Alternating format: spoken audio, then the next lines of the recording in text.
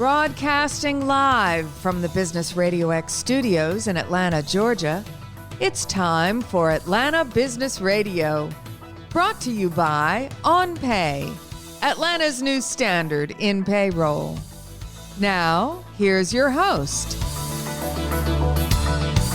Lee Cantor here, another episode of Atlanta Business Radio, and this is going to be a good one. But before we get started, it's important to recognize our sponsor, OnPay. Without them, we can't share these important stories. Today on Atlanta Business Radio, we have Rahul Saxena with Georgia Tech's CREATE-X program. Welcome, Rahul. Hi, thanks for having me. Well, I'm excited to learn what you're up to. Tell us a little bit about CREATE-X. Sure. CREATE-X is Georgia Tech's initiative to help students launch real startups. We actually have a twofold mission of instilling entrepreneurial confidence and launching real companies out of Georgia Tech. And we focus largely on what we say the students are doing in the dorm room. So how does this differ from all the other initiatives that Georgia Tech is working on that serves the startup community? Sure. So where Georgia Tech is focused on is there have been organizations like Venture Lab, our partner, which is one of our partner organizations, ATDC, that have helped either mature companies or what has been largely Georgia Tech intellectual property related startups come out of Georgia Tech. What CREATE-X is focusing on is, largely non-Georgia Tech and IP. So these are what students are doing in the classrooms or ideas that they have that they want to launch on the side, where they own all the IP and are interested in moving forward with it. There's a lot of just great talent and just creative ideas to solve the problems that they face on a regular basis or that they see in their daily lives. So what was kind of the genesis of this idea to really cater to this group and to really kind of wall off how this is different than the other initiatives that are at Georgia Tech? Sure. So I'm an alumni from the late 90s, and I can say from my experience and the experience of a lot of the alumni during those years, Georgia Tech didn't emphasize as much on entrepreneurship in those early times.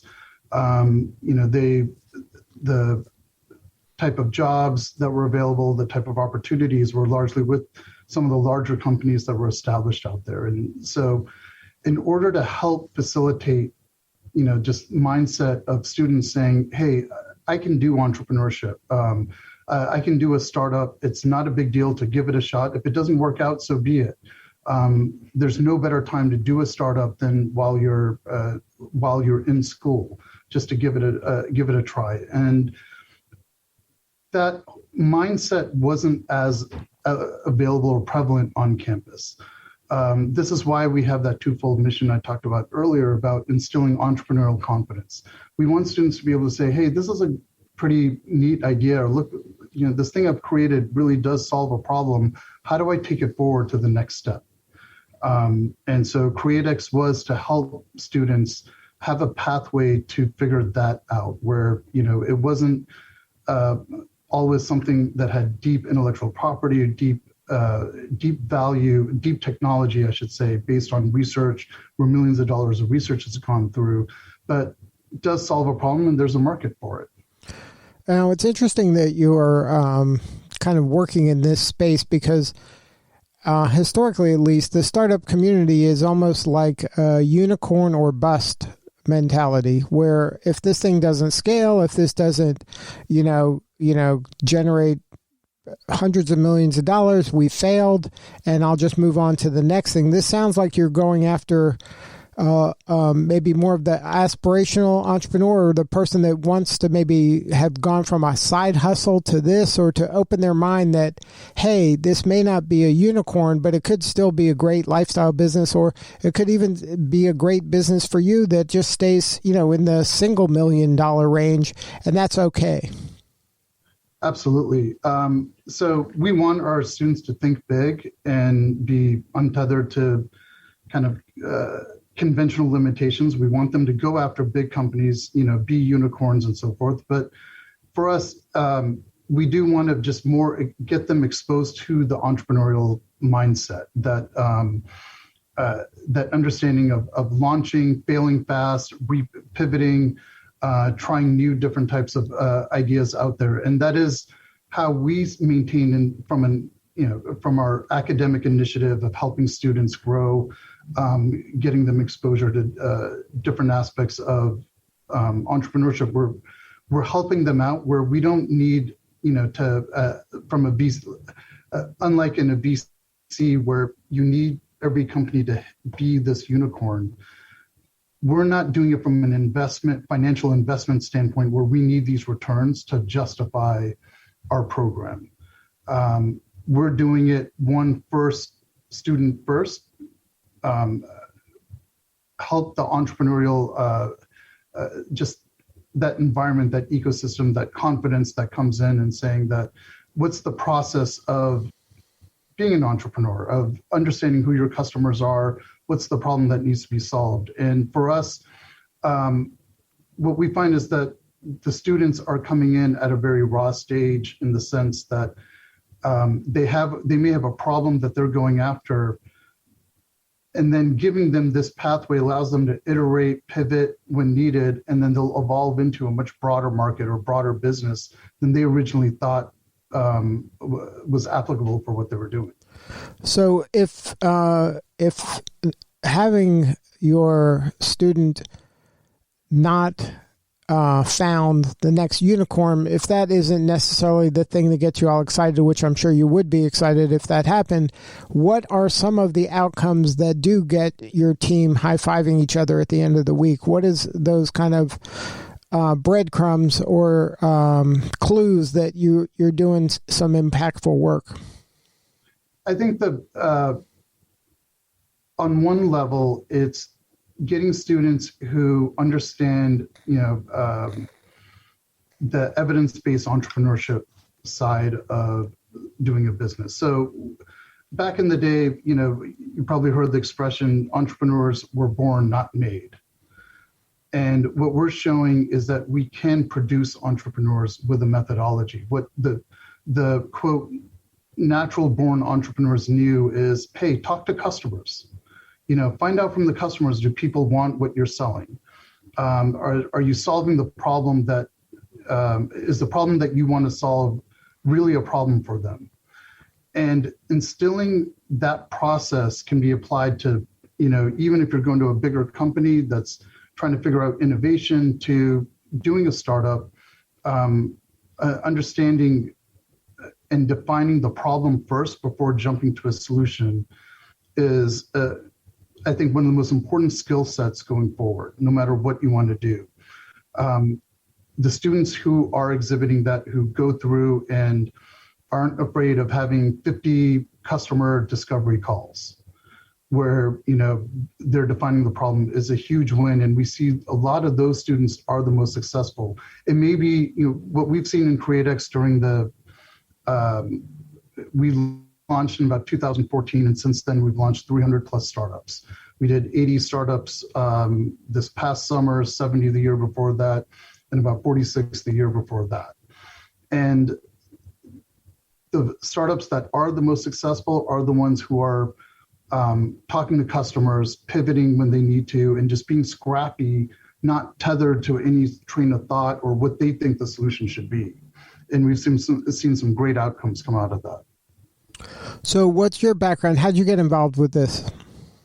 Sure. I'm a Georgia Tech engineer with mechanical engineering. From the late 90s, I did a European master's and then moved out to the Bay Area right at the peak of the bubble and wrote it down. I joined a startup there that had just raised some money in biotech area, worked with some really smart people, and saw how a bunch of engineers can run a company into the ground, if you will, where you tend to over-design, put out a solution that you think is the right one and not what the market needs at the time, and miss a market as a result of it. So it was a great experience for me during that time frame. Couldn't have gotten it any other way. I moved, came back to Atlanta to do some entrepreneurial stuff, and then joined Emory to go to business school. And right after I got to know a lot of the entrepreneurial ecosystem during that time, made a special effort to really get to meet some of the venture capitalists and the entrepreneurs here. And then joined a VC firm here in town called Seraph Group that was a brand new firm. We were an entrepreneurial VC firm where we had to make sales as we were doing deals. 90% of our portfolio while I was there was on the West Coast. So got to see a lot of the innovation that was happening there and some compelling startups. And then did that for a few years, and one of our portfolio companies went sideways, and stepped in to do a turnaround. And once I got it sold to a public company called Tyler Technologies, was looking for my next thing and saw this initiative that CREATE-X had already started with some colleagues of mine from the past, and got really excited that Georgia Tech was addressing this issue. During my time on the West Coast, I was always frustrated that Georgia Tech, the students coming out of Georgia Tech didn't have this mindset of doing entrepreneurial, trying out startups, if you will. And during my time there, you had students coming out on their second or third startup. I was like, why can't Georgia Tech do this? And now we're seeing that with CREATE-X, and really wanted to be part of that story. Now, can you share with our listeners, since you have been exposed to both coasts when it comes to this kind of an ecosystem that works, can you talk about maybe some of the similarities between the Atlanta and the West Coast startup ecosystem, and what maybe you wish Atlanta had that it lacks? I think part of the reason Atlanta probably took a little bit longer to get here is it didn't have a big body of water next to it, right? It's one of those funny things that a city of this size shouldn't exist without a big body of water, which somehow attracts a lot of the major city, bigger city resources. With all that said, there's this importance of the community and the people in it identifying with other success stories. In the Bay Area, you have so much success that's happened that, I can throw a rock down a sidewalk, I'll hit a couple of entrepreneurs, they'll give me good advice, and that's relevant. And in Atlanta, it took a little bit longer for that ecosystem to happen. And so, I think a lot of the startups that were successful, the founders didn't as much go through that repeat cycle where, you're going on to, okay, sold one company, let me start the next. And as you saw that grow more since over the last 10 years in Atlanta, and really over the last 5 years, where now you have multiple unicorns in town. You've had these founders that have been really successful. I think a lot of people are looking at it like, oh, maybe I can do this, or I can relate to the story of how they started early on, and they start getting that confidence that to give entrepreneurship a shot. That, coupled with the fact that it's never been more capital efficient to start a company. You can launch a company or launch a product on, a few, probably less than a few $1,000s, whereas in the past 15, 20 years ago, you needed several $1 million to do the same thing. And so the biggest thing that I see that's different right now is just this ecosystem and some great mentors and ecosystem here where a lot of founders are giving back and mentoring some of the younger, newer founders that are coming in. These companies that are big and successful are creating a halo effect. Their employees are seeing it. They're like, oh, I have this idea. I want to move forward with it. And that halo effect is what's really key in just basically fostering and building that ecosystem here in town. Yeah, I think that the West Coast, because of the density of startups, that if one of them blew up, you could land somewhere else pretty easily. It wasn't like game over. And now we're starting to get that here, where if you want to stay in the startup community, you can bounce from one startup to the other, or start a new one and get some other founders with you. The ecosystem's getting that level of density where that's pretty easy if you really are inclined to do so. That's right. I think it's that, and just the pool of talent that's here, and the fact that we have such, I think there's no better place to do a startup right now than Atlanta, just in the diversity of talent, the different types of industries that are here. And you have a city that's really all in on growing this entrepreneurial ecosystem more now than ever before I've seen. So walk me through the CREATE-X process. So do I have to be a Georgia Tech student in order to participate, or is this open to anybody? So we work with students at a really early stage. So we've taken in students from some of the local schools, from Georgia State and Spelman too. We are largely Georgia Tech, where one co-founder should be Georgia Tech affiliated. We never want to dictate who your co-founders are. That's a very personal decision. So we've had 20, 30 schools around the country represented as their best friends or their sisters, brothers. We've even had parent, mother, daughter, father, son type of founders come through the program. Our biggest requirement is just one person is Georgia Tech affiliated, and then we've also made exceptions to the rule for some of the local schools like Spelman Morehouse, where they're just developing the program, and we see this talent that we want to help out and really believe are going to be building the next big thing. They come through the program. The accelerator portion of CREATE-X is a 12-week summer accelerator. You apply into it. We'll incorporate you over the summer. We have some great in-kind resources from law firms like Foley and Lardner, and accounting services from Bennett and Thrasher that help incorporate you. We give some seed funding, just $5K. And the whole goal of the summer is show product market fit, show that there's some subset of customers that value what your product is, and may be willing to pay you for it, but they believe that you're solving their problem for them. It's a fast summer. We want you to be talking to people and pivot as you're learning every week. And the whole goal of it is by the end of the summer, we'll have a demo day where you'll present. Historically, it's been at the Fox Theater when we weren't in a pandemic, where you get to present to 1,000+ people of investors and stakeholders and other students to learn about what you're working on. And then every team is assigned a mentor? That's right. We have coaches that are there that meet with